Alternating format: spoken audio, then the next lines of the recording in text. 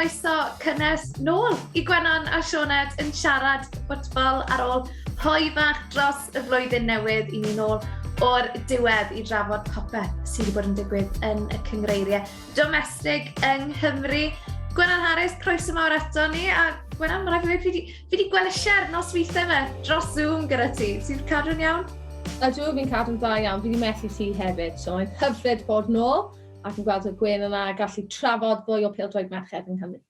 Mae lot fawr I drafod yn y bennod gyntaf yma, achos ar ôl cwblhau hanner cyntaf y tymor a gyda'r holl erbyn nawr wedi digwydd nath y Brif Adran Genero ail ddechrau penwythnos yma, a cyn I ni weld uchafbwyntiau'r penwythnos, nawr dyma gyfle i'ch atgoffa chi o'r sefyllfa ar hyn o bryd. Felly, yn y pedwar uchaf, mae Abertawe, Met Caerdydd ac Aberystwyth, ac yn y pedwar isaf, mae Pontypridd, y Bari, Talbot a'r Seintiau Newydd. Felly, yn debyg I uwch Cynghrair Cymru, sydd Cynghrair y Dynion, mae yna holl hanner ffordd trwy'r tymor sy'n rhywbeth newydd sbon I Gynghrair y Merched yng Nghymru tymor yma. Wel, dim ond 2 gêm oedd penwythnos yma yn anffodus oherwydd y tywydd, a'r pedwar uchaf gath ein sylw ni dros y penwythnos ar y penwythnos agoriadol. Oedd camerau Sgorio yng Nghaerdydd achos nath Aberystwyth teithio lawr i'r brif ddinas I wynebu'r adargleision, a dyma be ddigwyddodd. Roedd ail ran tymor y Brif Adran yn cychwyn bnawn Sul wrth I Caerdydd oedd yn y trydydd safle groesawu Aberystwyth oedd yn bedwerydd. Aeth Caerdydd ar y blaen wedi 20 munud Catherine Welsh yn gorffen yn gampus ar y foli ei 10fed gol Cynghrair y tymor hwn. Funuda ar ôl dod mlaen i'r cae daeth Phoebe Poole yn agos I rwyddo'r tîm cartra, ond Fian Ashman unwaith eto'n arbed yn dda I gadw'r ymwelwyr yn y gêm. Cafodd y gwyrdd ar Digon gyfle euraidd I unioni'r sgôr gyda chwarter awr o'r gêm yn weddill. Libby Isaac yn gwneud popeth yn iawn hyblawd ar ganfod Pêl-droed mor anlwcus. Cafodd Aberystwyth I cosbi am fethu'r cyfle yna gyda 5 munud o'r gêm yn weddill. Seren ifanc Caerdydd, Phoebe Poole yn darganfod Pêl-droed I sgorio ei hunfed gol Cynghrair ar 10 y tymor hwn. Llwyddodd Libby Isaac I sgorio gol gysur yn hwyr, ond yr adargleision yn cipio'r fuddugoliaeth mewn gêm hynod gyffrous.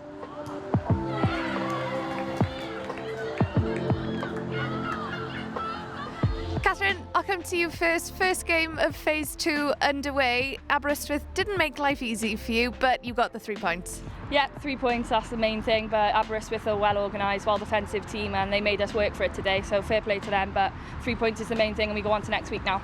You got your 10th goal of the season. I've got to say it was a brilliant goal, but then this one next to you, she didn't let you celebrate the moment for too long because you did equal how many goals she'd scored. Yeah, I was thinking, is she going to come on and take my glory, but it's okay. As long as we win, I don't mind. I'm a team player and it's all about winning and scoring the goals. And just for you, Phoebe, I know you're joining up with the Welsh Under-19s team tomorrow. It's a really exciting time for you at the moment. You're just on fire constantly. Yeah, it's really good. I think Cardiff has really benefited me as a player, making me more physical and improving my mental game of football. And I think I've been really confident the past couple of games where I haven't been last phase 1, and yeah, they're really helping me, and I'm excited to go into camp and hopefully beat Scotland. Beth yw dy farn di ar perfformiad Aberystwyth heddi? Mae rhaid I fi ddweud o'n i'n meddwl oedden ni'n ardderchog. Ia, da ni wedi colli y datblygiad yn y tîm yma. Os da ni'n edrych, be nathon ni'n Gaerdydd yn dechrau tymor, nathon ni golli 4 dim, a chwarae teg, dylai wedi bod yn 6 neu 7. A edrych arno ni nawr mewn 6 mis, mae'r datblygiad wedi bod yn anhygol efo'r genethod. Ian, I guess for the neutral, quite an entertaining game. You walk away with 3 points of your first game in phase 2. Give me your assessment of that performance. Yeah, it was definitely an entertaining game. I think credit to Aberystwyth, they had a game plan and they were very good. They were very physical and they gave our girls a real battle. And our girls stepped up to that, and I think it was good to see, everyone digging in, everyone as a group, working as a team, and yeah, fortunately we came out on the other side with a positive result, and we'll take that into next week. Da ni'n gwybod lle da ni'n gwybod da ni ddim yn mynd i fod yn y tri gyntaf, mynd iawn. Blaw, i fi yn bersonol, da ni'n datblygu fel tîm. Da ni'n dod â un neu ddau chwaraewyr newydd i mewn eto, beth am y tymor nesaf. A trio roed Aberystwyth ar y map yn y Cynghrair yma, dim lle da ni wedi bod. A da ni'n edrych ymlaen i flwyddyn nesaf, dweud y gwir. Y fuddigoliaeth yna'n codi Caerdydd o fewn triphwynt i Met yn yr ail safle ar ôl i gêm y myfyrwyr yn erbyn Abertawe gael ei gohirio oherwydd tywydd garw. Canlyniad trawiadol yn yr hanner isa wrth i'r Bari daro 6 gol heibio Pontypridd sy'n codi'r dreigiau o fewn 2 bwynt i'r 5ed safle. Gwennan, dim ond 2 gêm i drafod, ond lot fawr i drafod achos nath lot ddigwydd yn y gemau yma. Newn ni ddechrau gyda Caerdydd yn erbyn Aberystwyth, a o'n i'n rili licio be wedodd rheolwr Aber Gavin Allen ar ôl y gêm. Nath e gyfaddau, maen nhw'n gwybod maen nhw ddim am fod yn agor i'r 3 uchaf, ond bod nhw moyn rhoi Aberystwyth ar y map yn y Cynghrair yma. O, ti'n be, maen nhw wedi gwella gymaint, mae wedi bod yn hyfryd gweld datblygiad nhw o dechrau tymor ran nawr, a mae dal gymaint fwy ddod, maen nhw'n fwy gadarn am ddiffynol, ond maen nhw'n edrych yn fwy hyderus hefyd, ac maen nhw wedi dangos hynna yn y gêm. Maen nhw wedi di redeg Caerdydd yn agos, a geithio nhw cyfleoedd dda yn y gêm.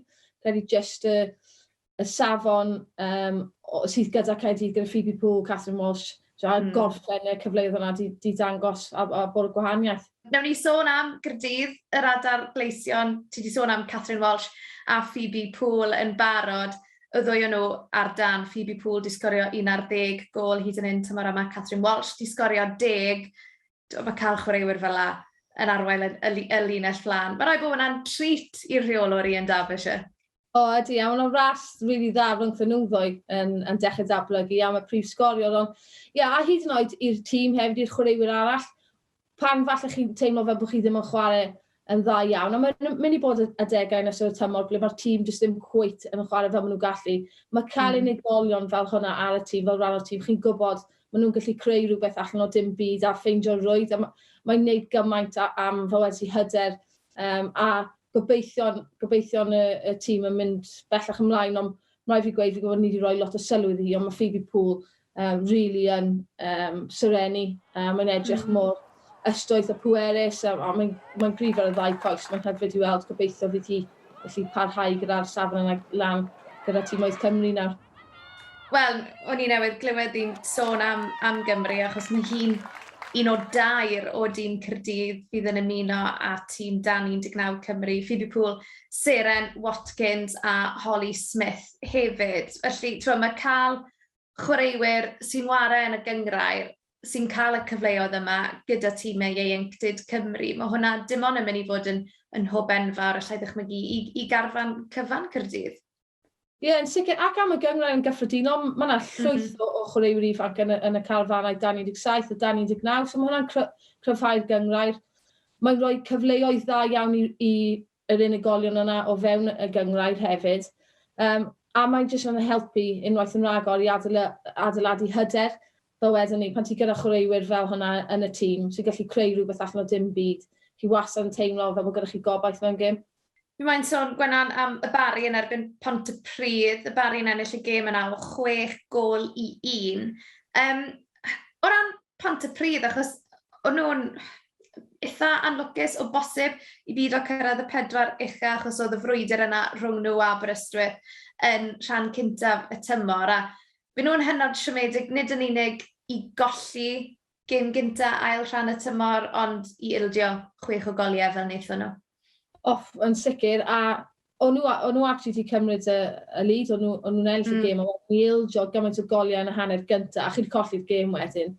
Nhw wastad yn dweud y 5 munud yna, 50 munud ar ôl sgorio neu ildio i rai mwy o pwysig o ran cadw canolbwyntio. Yn amlwg, yn anffodus iddyn nhw yn y gêm, nath hwnna ddim digwydd, ond chwarae teg i'r Bari achos tymor gyntaf a dechrau'r tymor wedi bod yn anodd iddyn nhw, ildio gol gynnar, nath nhw dangos cymeriad dda yn dod nôl syth mewn. O ran y 4 isaf, jyst i'ch ysgoffa chi sy'n gwylio, fydd un tîm yn syrthio ar ddiwedd y tymor. Pa mor wahanol ti'n credu bydd meddylfryd y tîmau yna? Achos sma nhw'n ware i ennill y Cynghrair, sma nhw'n chwarae i fod yng Nghynghrair y pencampwyr tymor nesa. Felly, fel maen nhw'n mynd i ddelio gyda'r pwysau, achos yn amlwg bydd neb moyn mynd lawr ar ddiwedd y tymor? Na, fi actually meddwl bod y canlyniad yma, Barry yn Ciro Pontypridd, wedi bod yn un really dda, achos maen nhw wedi camu uwchben a Talbot a'n amlwg y Seintiau Newydd. Ond mae rhaid i'r tîm oedd yna'n mynd amdani, maen nhw'n methu setlo on pwynt, so maen nhw'n methu chwarae yn really amddiffynol a jyst gobeithio, os yw pawb ti'n ôl y bêl, jyst gobeithio taro rhywun ar y gwrth ymysodiad.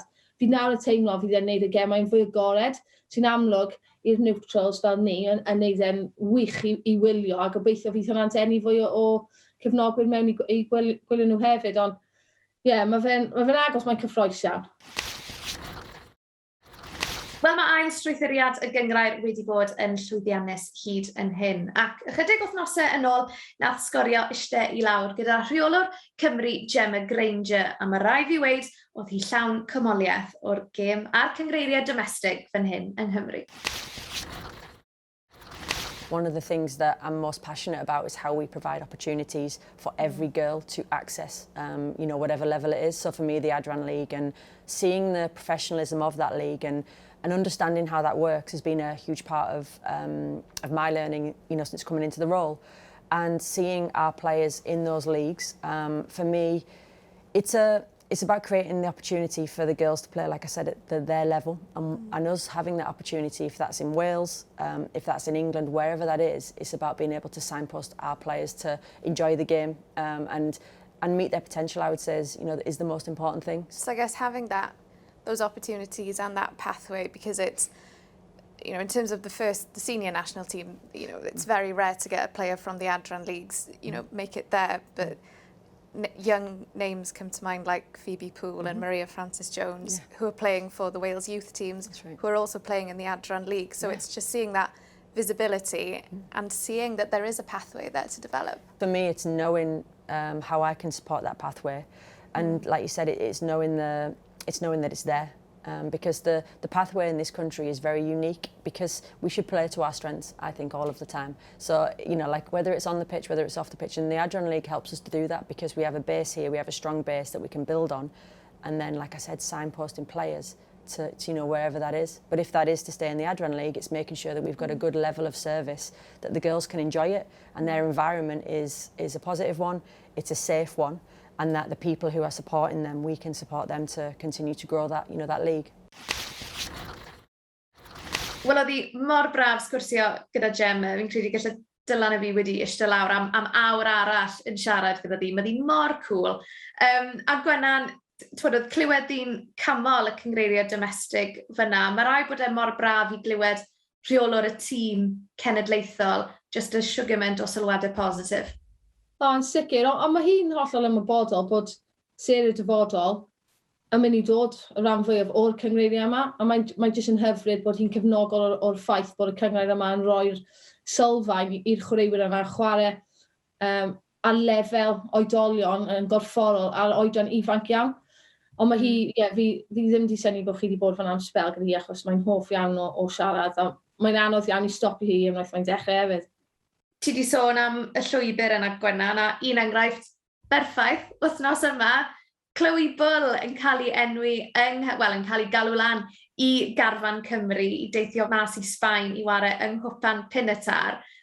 Stori anhygoel, achos amser hyn llynedd, oedd Chloe yn ware yn y Brif Adran yng Nghymru. Oedd hi'n ware i Met Caerdydd, nath hi arwyddo cytundeb proffesiynol gyda Bristol yn y bencampwriaeth yn Lloegr dros yr haf. A nawr mae'n ware i Gymru.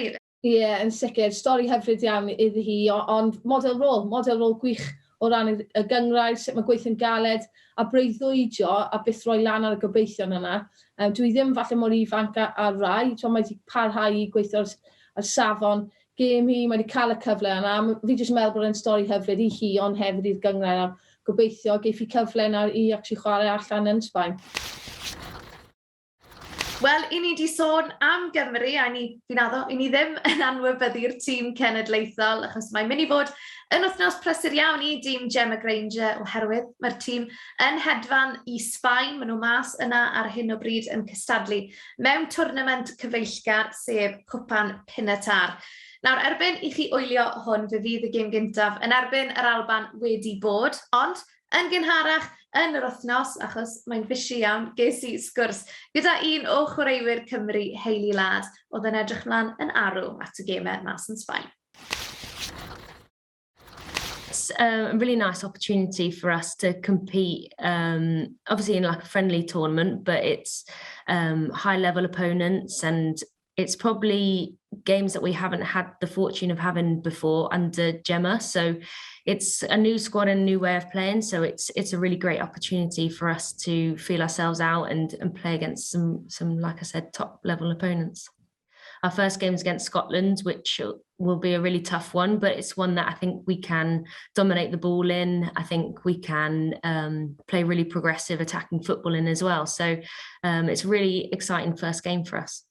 And I guess it's a really good opportunity for young players as well to make their mark. We've just mentioned some of the young girls at Man United, but you've got all over different clubs, you know, in different leagues, a lot of exciting young Welsh players coming through. Yeah, no, it's so exciting to see, and to see kind of like the next cohorts kind of coming up and see how they're developing. You know, their players are going out on loan and really pushing themselves in different ways, and it's great that we have the infrastructure of the Welsh League, of obviously all the leagues that these kids can get into really positive club environments and really improve. So it's huge that they're pushing themselves, and it's really pleasing to see. Gwennan, fydd hi'n brofiad gret i'r tîm cenedlaethol. Byn nhw mas yn Sbaen, yn yr hael, gen fi genus iawn. A hefyd y profiad yna o fod mewn twrnament, bod hi'n twrnament cyfeillgar, fydd hi dal yn brofiad arbennig. Ie, o bydd yn sicr. Piti bod ni methu ymuno gyda nhw allan yn y hael, bys hynna wedi bod yn hyfryd. Ond ie, na profiad rili dda o fod gyda'n gilydd, yn wedig nawr gyda'r gemau ragbrofol i ddilyn ar y dechrau nôl mis Ebrill. So mae'n hyfryd bod nhw'n cael y cyfle yna.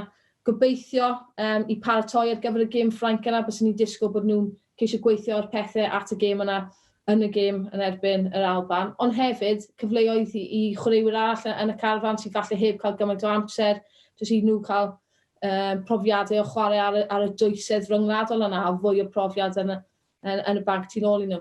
Jyst dim byd well weithiau fel carfan i mynd tramor a jyst cael y amser yna gyda'ch gilydd, dod i nabod eich gilydd hyn o'n well. Pan chi ar y cae wedyn, chi jyst i datblygu'r perthnasau yna yn well, gallu ymddiried yn eich gilydd, a gobeithio fydd hwnna'n talu ffrwyth i ni nawr, fel wedi pan mae'r gemau ragbrofol yn ail cychwyn. Gwennan, jyst cyn i ni orffen, beth ti'n credu sydd eisiau Gymru gael mas o'r twrnament yma? Yn amlwg, byn nhw ar ôl ambell i fuddugoliaeth, ond beth ti'n credu fydd y brif nod? Just y perfformiadau fi'n credu, jyst cael y cysondeb yna, o fel wedi o ran yn y ffyrdd mae Gemma Grainger moyn gosod y tîm allan. Fi yn meddwl fydd y tîm gryfach cael ei chwarae yn erbyn Alban. Nawr wnaethon ni chwarae nhw nôl yn y haf, camgymeriad gan Laura Sylvan yn colli'r gêm ni o 1 gol i ddim. Ond wnaethon ni ddim yn chwarae fel wnaethon ni yn erbyn Denmark a Canada yn y gêm yna. So fi'n siŵr fydd y merched moyn sicrhau bod nhw'n well, a jyst ceisio cael fwy o reolaeth o'r gêm yn canol cae, achos oedd chwaraewyr fel Caroline mwyaf sydd wedi sgorio gol anhygol arall ar y penwythnos i Man City.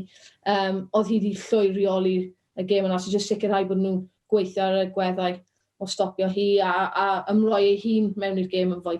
A joio'r hael. Na beth sy'n bwysig. Yeah, a couple of ice creams nawr ac yn y man hefyd. Wel, dyna ni am nawr. Diolch o galon i ti, Gwennan, am gadw cwmni i ni fan hyn ar Gwennan a Sioned yn Siarad Ffwtbol. I ni nôl, a byn ni nôl yn y bennod nesaf ble gewn ni'r holl ymateb o Sbaen a dadansoddi perfformiadau Cymru yng Nghwpan Pennod. Ond tan hynny, roedd fi a Gwennan, welwn i chi tro nesaf.